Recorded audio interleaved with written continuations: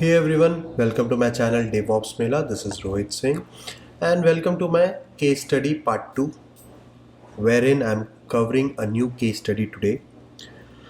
It's a very important topic and a very interesting one. You get to hear a lot about this now.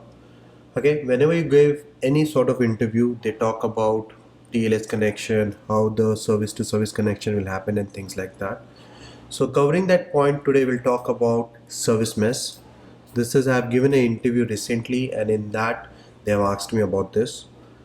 So what exactly the case study was? It was all about how do we demonstrate HTTP traffic flow between two services of the Kubernetes cluster and ensure mTLS connection using Kiali dashboard. Okay, so mTLS is nothing but it's a mutual TLS connection, guys. That's a short form is mTLS.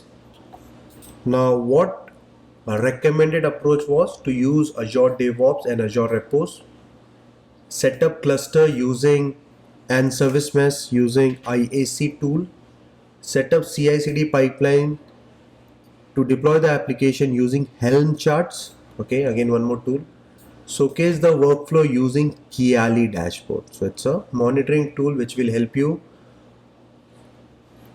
track the traffic, HTTP traffic, if you have service mesh setup. Okay, now that was the approach. What are the skill set required? You need Azure DevOps skill set, Git, Kubernetes, Docker, Helm chart, service mesh, Terraform. So this is what the case study is. It's quite a big case study, guys. So, and there are multiple tools involved in it. So let's get started and let's keep it short. Okay, now let me give you a walkthrough of the application, what the application will look like. So we need to set up a two-tier application over here, guys. We need to have a Java Spring Boot application which will act as a front end. Then we'll have something called as Node.js which will act as a backend. So there is a module called increment module. So whenever we run the increment module, okay, the request goes to my backend and the calculation happens on my backend, and when we receive a response, we get a response of 100. So basically whatever number you put over here, it will get added with 1. Okay, this is the two-tier application what we will be setting up for this case study. So just to save some time, I have already created Docker images. This is a Node.js Docker image and Java numeric app. I have created the Docker image for my two-tier application. You guys can access this. Okay. So first thing first, let's go back to the case study and let's set up the Azure DevOps account and let's have a repository created. So I do have all the files in place, guys, just to save some time. I have a repository created with the name service mesh. Let me give you a complete walkthrough what these files are. So basically this is my Java Spring Boot Helm chart created. How exactly I have created that I'll show you now. I do have my Node.js Helm chart created over here. I have a script created. So basically I'll be setting up Istio on my Kubernetes cluster.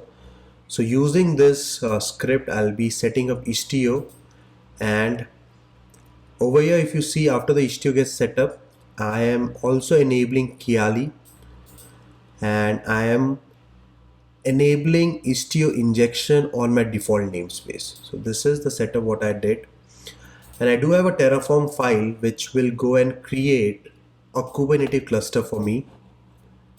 So this is a Terraform code. I'll be sharing this complete repository with you guys for access. Okay, now let's talk about how exactly did I create the Helm chart. So in order to create a Helm chart, guys, there is a tool called Helmify which I have used. So if you see, I do have a deployment.yaml file created over here. Let me give you a walkthrough of that file.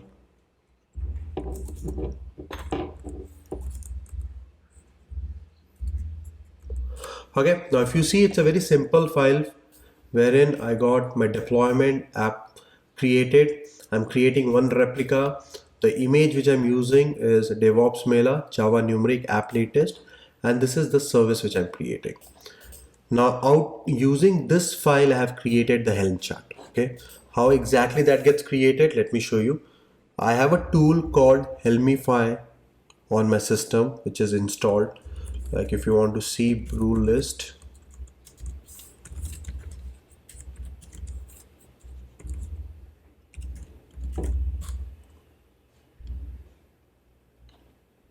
if you see, this is the tool what is installed on my system. Using this tool, I'll be creating a chart. Okay, so it's simple cat, the file name dot YAML, then I'll be just creating Helmify and just give whatever name. I'll just name it as JS. Now if you go and look, you should see a JS folder created, and if you go inside the JS folder, you can see a complete chart over here. Okay, so I have converted my existing deployment and service.yaml file into a Helm chart, which I'll be using to deploy. If you want to know more about this Helmify tool, you can let me know. I can have a separate video created for Helmify. But for now, let's get started. Okay, so that is my folder structure what we have right now. So the first thing is we need to get your cluster created, and on the cluster let's set up Istio service mesh using IaC. So it will all be done using my build pipeline. So let's go and create a build pipeline. First thing guys, the underlying thing, you need to have a service connection created to connect to your Azure resources. Okay, I do have a service connection created, and I have n number of videos on my channel wherein I'm talking about how do we create service connection. If anyone has any doubt, please go and look into it. Okay, and I may put the same in my description. You can watch the service connection video directly from my link. Okay, coming back, let's focus on creating the build pipeline. So I'll be creating a YAML based build pipeline for now. So let me select my repository. The things which I want to do is I need to run my Terraform. So let's run the Terraform quickly. Let me have an installer for now. So I'll stick with the latest one. Then I'll just do a Terraform initialization. I don't have a storage account, so I need to go and create a storage account as well. Okay, let me quickly create a storage account, guys.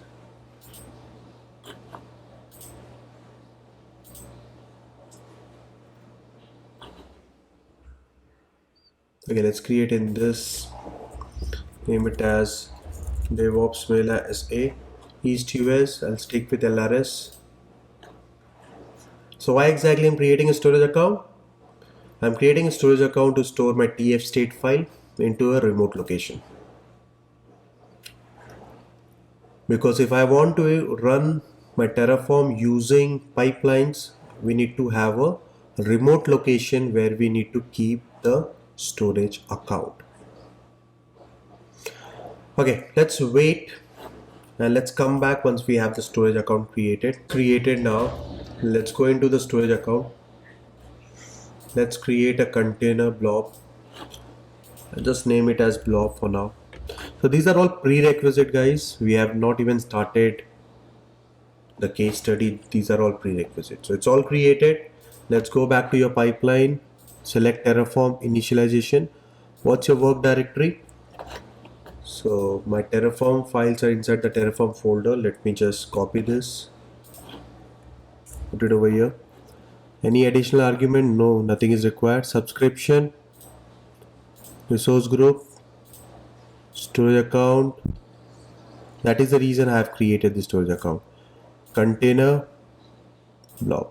Give it a name. I'll just name it prod.terraform.tf. Perfect. Let's add this task quickly. Okay, now one more task. Terraform apply. Okay, let's remove this part.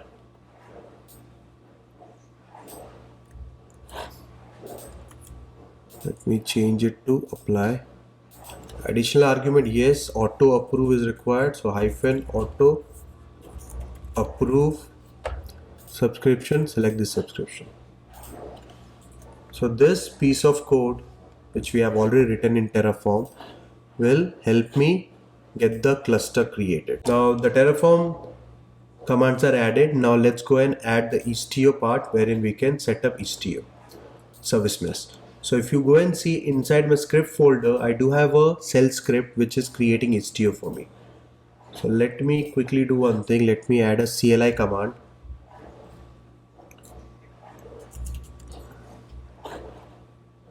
And let's run this Azure CLI. Let me select the cloud, select the type as shell, path I'll select inline, and let me add this particular part line. So basically what it will do,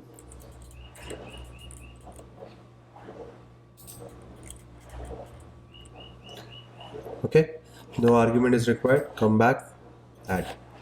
So basically what this command will do, it will connect to the cluster, post that it will run the bash script for me. So the first task will get the Terraform install on the agent pool. The second and third task will get me the resource created, the cluster. Once the cluster is created, we'll have Istio running on it. It will go and execute my script on it. Okay, let me just save it and run it.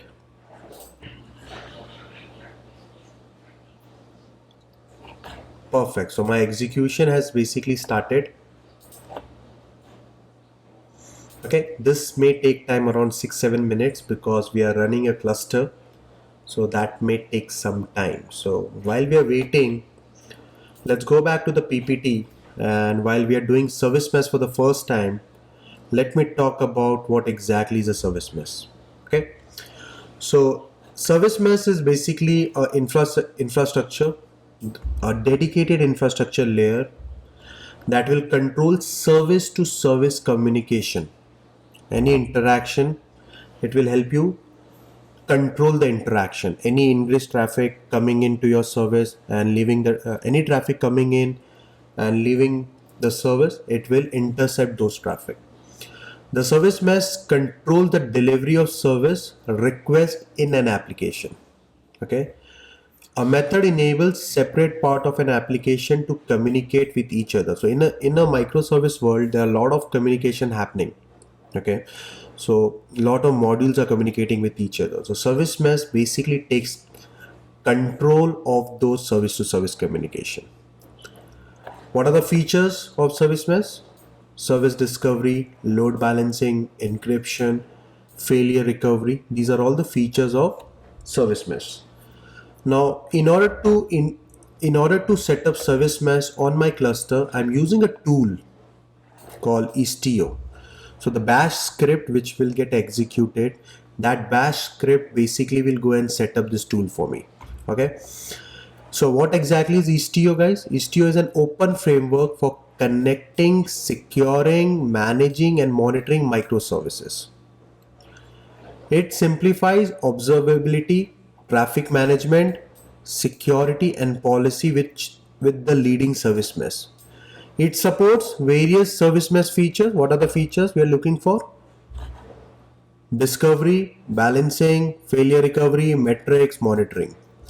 And top of it, it can also handle some complex operations such as A/B testing, canary release, rate limiting, dark launches, access control, end-to-end authentication. Okay, so that is why we are using Istio over here. Istio is an open source tool, guys. Okay, now it has a very simple architecture. Now this is my cluster. Okay, and if you see, this is your Istio mesh. Istio has got two important components. One, the data plane component, and the second is the control plane component. So data plane component is implemented in such a way that it will intercept all inbound and outbound traffic. If you see closely, there is a network proxy over here, and all the incoming traffic and outgoing traffic is intercepted by this network proxy. That is what this data plane component is doing. On the other side, the control plane component is basically managing the Istio mess. The control plane enables secure access and communication between services in a policy driven manner. So it basically manages all the communication between the services in a policy driven manner. It got three important component: Pilot, Citadel, Galilee. It's all we call it as Istio D. Istio D is a service which will run. So Pilot is basically nothing but it's a captain of the ship. The pilot is responsible to handle all the configuration and programming of your Envoy proxy sidecar. So this will be deployed as a sidecar. So when your application will be running in a pod, in a container, same way this service mesh will be running as a sidecar container inside the same pod. Okay. Then we got something called Citadel. Citadel basically it's a service responsible to provide keys and certificate, which will which will enable a secure communication connection between the services. So using Citadel will have all the keys and certificates which will help secure connection between the services. Okay, and the other side, Galilee, the core responsibility is to distribute the configuration input to Istio components. Okay, so in short, Galilee will be storing all the user configuration and it will be pushing and sending those configuration to Pilot for further processing. Okay, all the user configuration will be stored into Galilee. So these are some important component of your service mesh. The main role over here is data plane is intercepting all the traffic, okay, and making sure whenever there is end-to-end communication happening, this end-to-end communication is encrypted using mTLS. Now that is what we are trying to implement. You can consider this as your springboot application and this is your Node.js, and when there is an interaction happening over HTTP, it will be, I'll show you how this mTLS works. Okay, so that is a quick walkthrough of what is service mesh and what is Istio and what are sidecar container and what is the role of network proxy. Okay, let's go back to a pipeline and see what's happening. So cluster is up, my CLI is taking place, running right now. Istio core installed, Istio D install, processing. Okay, let's connect to my cluster.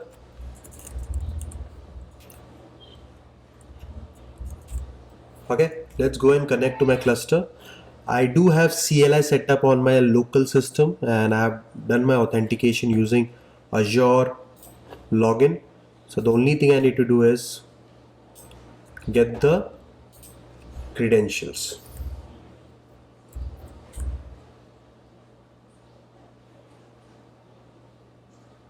Perfect. Let me just quickly run the kubectl command from my local kubectl get nodes. Perfect. Let me see if it is all completed. Done. Now let's verify if we have Istio install, get namespace. We do have Istio system install. Let's go and view this.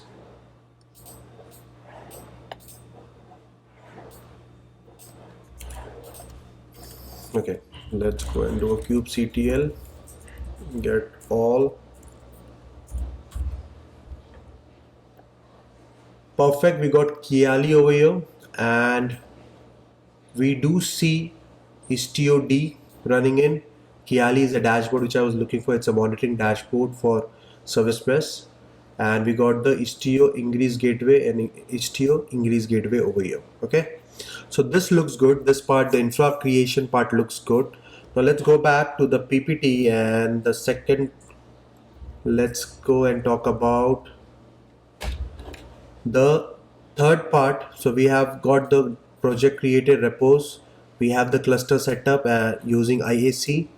Now I'm setting up CI/CD pipeline to deploy application using Helm chart. So we do have the chart also in my repository. I got the Java Spring Boot chart and I got the Node.js chart created already. Okay, so let's go and do the third part, wherein we'll be setting a release pipeline and we'll be deploying an application on a Kubernetes cluster. Okay, let's get started, guys. Let's go to release pipeline. Let's create a new release pipeline. Keep it empty for now. Let's name it as dev.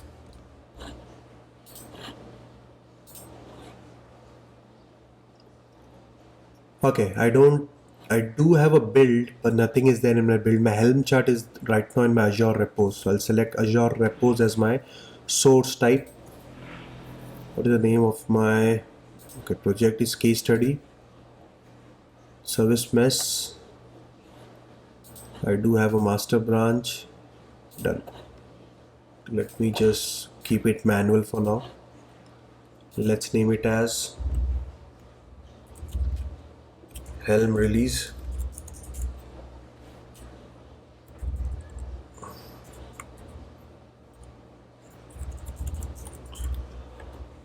Let's go back and let's start adding Helm tasks. The first thing is Helm installer we need.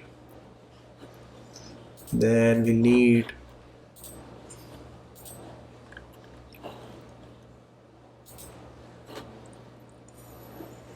package deploy by Helm. This is the task I need. I'll name it as Helm install.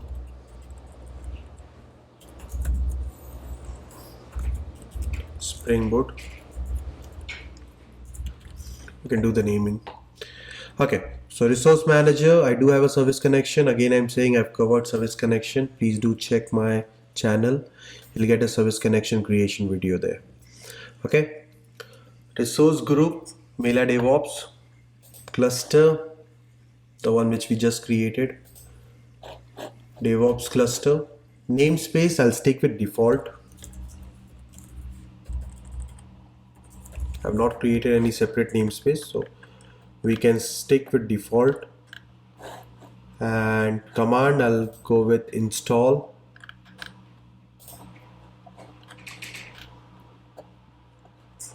And chart type, file path, we do have a file path, so I'll go and access that file path. So this is for Java, correct? So I'll just select Java over here. Rest everything we can leave as it is. Let's clone this task and name it the other one as Node.js. The only thing I have to come and change is this part. Select Node.js over here. Perfect, we got Helm task added. Now let's create a release. Let me think if anything else is required. No. Let's create a release. Perfect. Now let me go ahead and run this release. And if you see on my system, Helm list, Helm command not found. Okay, I don't have Helm on my local system, guys. That's okay. Let's the deployment happen, then we can run the kubectl command and see if we are getting the application installed. Let's run the kube now. Get all. Nothing for now. Let's wait and see. So the Spring Boot installation is going on right now.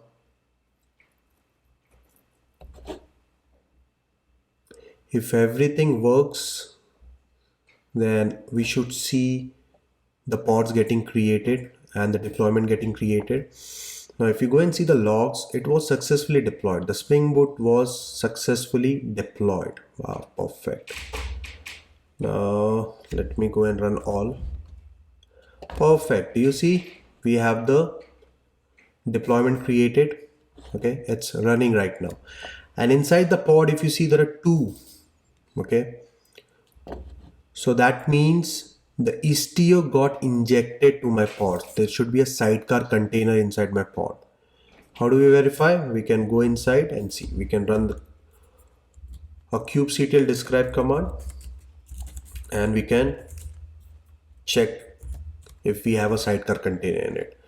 Okay, coming down, if you see the event logs, if you see a proxy, Istio proxy container image. So this is the proxy image, and if you see, this is the image, my application. So there are two containers running, a main application and a sidecar network proxy it's running. So if you see, this is one container. Okay, that's your Java numeric app, and the second container, which is Istio proxy. Hence it's two. So the Istio service mesh got automatically injected to my running pods. Okay. Now what is let's go back to the PPT. What else is left? Showcase the workflow using Kiali dashboard. Okay, so we do have Kiali running in. If you go and look into kubectl get all -n Istio system. Okay, so if you see, I do have Kiali over here, Kiali running in. Now it's running on a private IP. So how do I access from my local system? So what I can do a port forward. So Kiali by default listens on port 20,001. So what I'll do a port forward to my local system. Okay, and I can access the link locally. So this is the command Kiali port forward. That is the name of the service. Okay, and I'm forwarding the port on my local host on 20,001. Okay, let's go and try and access this Kiali dashboard now. I can do it on HTTP localhost 20,001.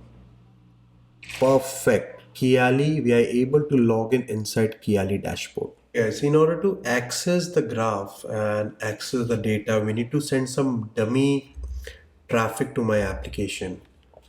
So for doing that, what exactly I did, I changed the front-end application service type to load balancer so that I do have an external IP using which I can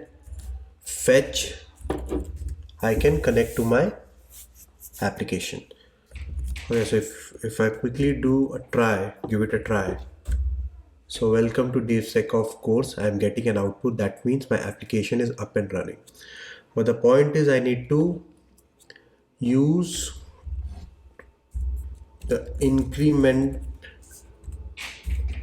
part of my application, wherein when I run an increment with 99, I'll get 100. So whatever number I put over here, I'll get 1 incremented. So this is the part, it's interacting with my Node.js and it's giving me the output. So what I can do, I can run this particular command in a while loop so that it generates multiple data. Okay, so let's do that. If I run this command, a simple while loop, which will increment and sleep for 1 second, so it will basically keep on incrementing data. Okay, this way we can send some dummy data and we can see the communication between two services. Now there's one miss.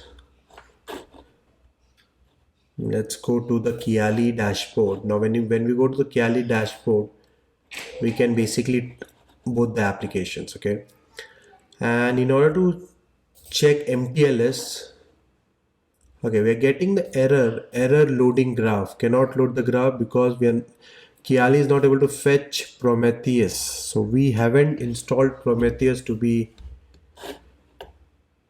So we need to have Prometheus running in the backend. Then only Prometheus will send telemetry data to Kiali so that it will be displayed on the dashboard as a graph. But we don't have Prometheus, so what we can do, I'll set up Prometheus. Let me have one more terminal created. And I'll get the Prometheus setup done. Now we got Prometheus right now. Let's wait, it will take a while. Okay, and don't worry about this, guys. I'll be adding this part, whatever I've missed, like assigning load balancer node type to my front end. I'll put that in my chart itself, and with Kiali adding Prometheus also to my cluster. I'll put that part also. Okay, so running the script, everything will get set up automatically. This is even I'm setting up for the first time on this system, hence these are the miss what we are seeing right now. Okay, don't worry, these steps will be added for your reference. Okay, going back to Kiali and see if we see anything in the Kiali now. Okay, now at least we are not getting the error. Okay, Prometheus will be sending data to Kiali now. Let me refresh. Oh, perfect, this looks good. Okay, now if you see, this is one of my service. Okay, springboot latest, and this is the other service, and it's a nice looking graph what you can see. If you want to see some security, this is where you will see the mTLS lock. Okay, so this lock what you see, so this is basically telling that it's a encrypted traffic.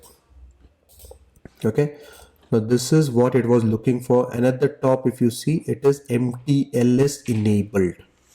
Okay, now this is what they have asked for. Demonstrate HTTP traffic between two services.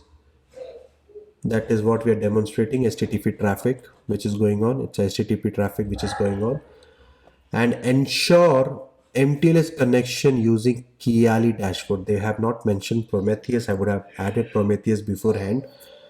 Okay, now if you see, we got mTLS enabled. Okay, so there are two monitoring tools. I'm using Prometheus in the backend for scrapping my cluster telemetry data, and that data is getting populated on the Kiali dashboard. So that's it. It was quite a big case study. There were a lot of tools involved. Okay, so we tried our best to complete this case study successfully. I'll be sharing all this source code into my GitHub repository for your access. Please feel free to give your suggestion and comments inside the description, inside the comment box, and let me know if you come across any case study which you want me to cover. Okay, I'll be coming up with more case studies going forward. Please do subscribe and like my channel. Thank you very much. Have a good day. Bye.